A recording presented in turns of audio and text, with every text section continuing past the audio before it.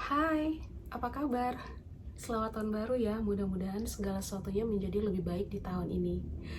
Kalau berbicara tentang rasa cemas, sebenarnya rasa cemas itu adalah sesuatu yang bersifat manusiawi, yang akan dan bisa dirasakan oleh semua orang. Karena rasa cemas itu sendiri sebenarnya manfaatnya adalah supaya membuat kita bisa lebih waspada lagi dalam hidup, berhati-hati dalam hidup, bahkan survive untuk kejalanan hidup.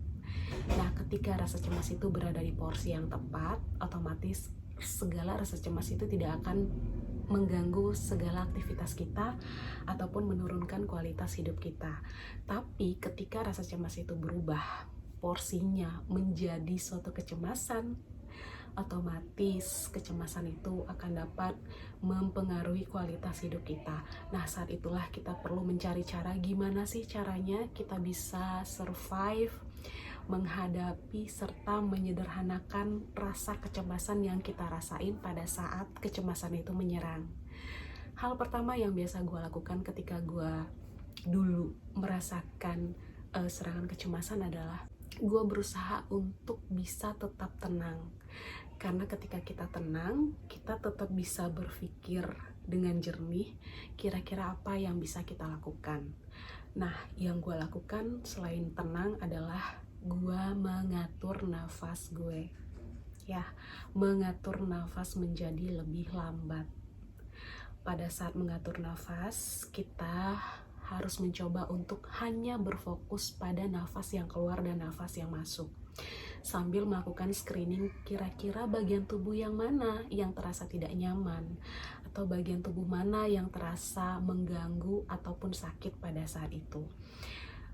Percaya deh, ketika rasa cemas itu datang atau kecemasan itu menyerang, kita tidak perlu menolak rasa cemas itu atau melawan rasa cemas itu.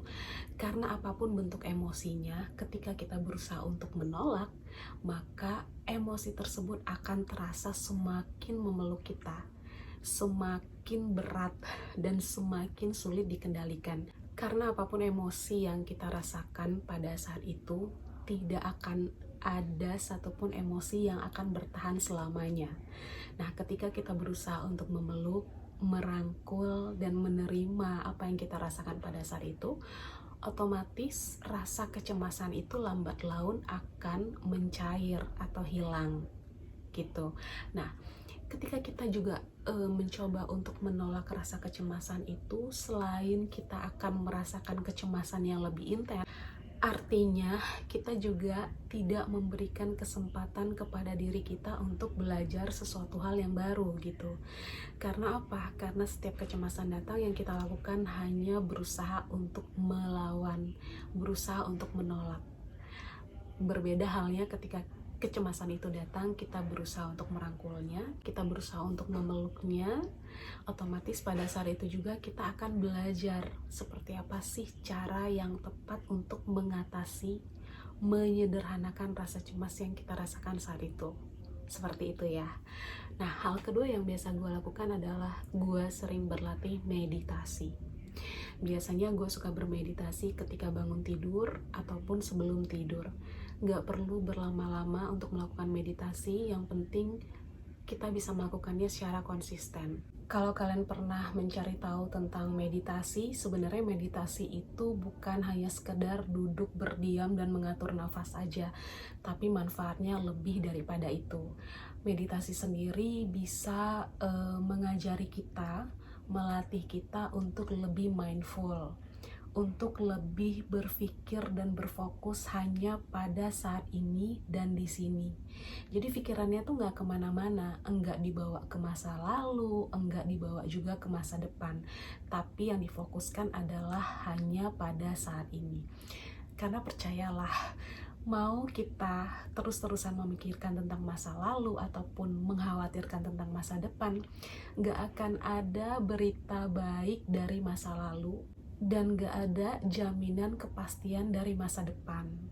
Jadi daripada kita capek membawa pikiran kita jadi overthinking, mikirin tentang yang udah lewat dan mikirin tentang sesuatu yang belum tentu terjadi, alangkah baiknya kalau kita bisa melatih diri kita untuk bisa lebih mindful, hanya berfokus tentang saat ini aja, hanya berfokus di sini aja gitu.